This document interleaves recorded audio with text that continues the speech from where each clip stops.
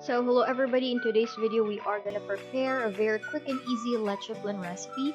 So we are gonna need the following: 4 whole eggs, Alaska Condensed Milk, and Nestle all-purpose cream.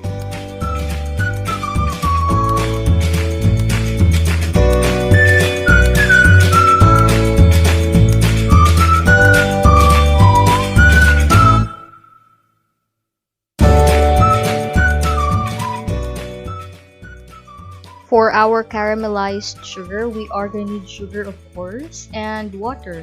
So just add a few drops of water until it melts, and that's it.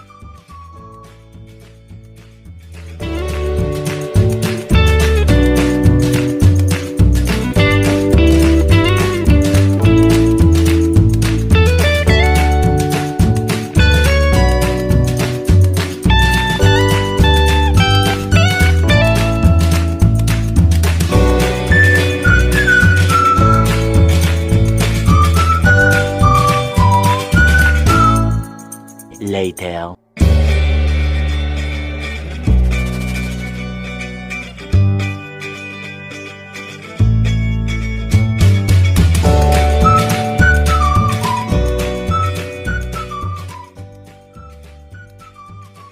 For our leche flan mixture, just add all the wet ingredients in the blender, and after that, i-blend na natin.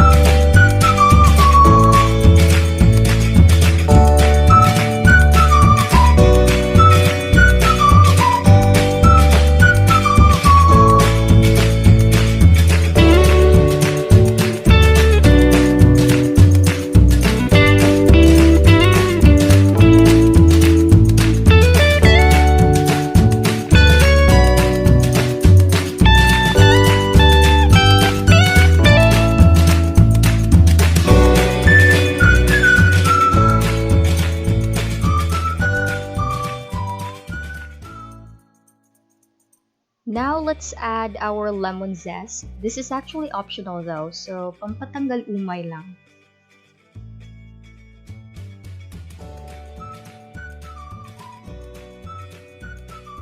And let's blend the mixture.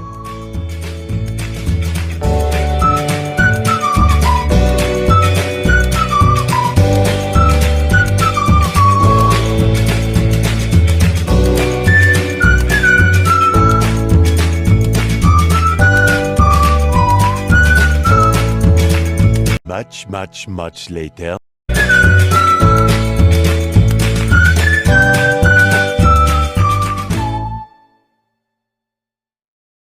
After blending the mixture, salain muna natin para naman matanggal yung mga buo-buo, tas isalin na natin sa ating magiging lalagyan. And after that, let's cover it with our aluminum foil and ready na siya for steaming.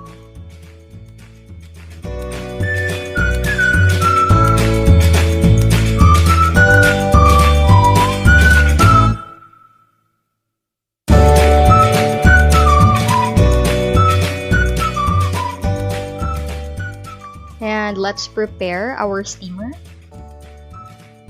And after that, ilagay na natin ang leche flan mixture sa loob ng steamer.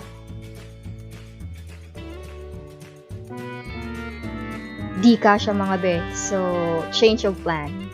Let's look for alternative.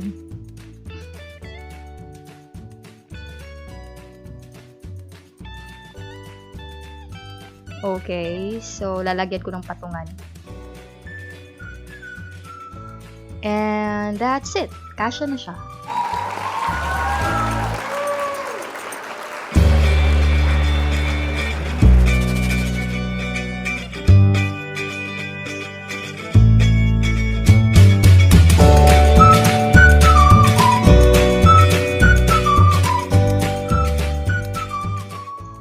Okay, so luto na po siya.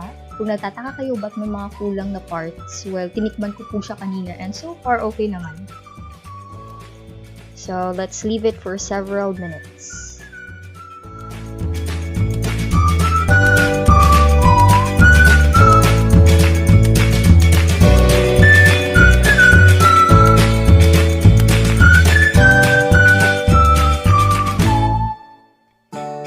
One frozen wasteland later. Okay, so this is our finished product. It's actually good. It's masarap naman. Yun nga lang, it's an 8/10 kasi nga whole eggs ang ginamit natin. It would have been much better if pula lang ng itlog yung ginamit. But overall, it's okay. It's worth a try. Thank you for watching.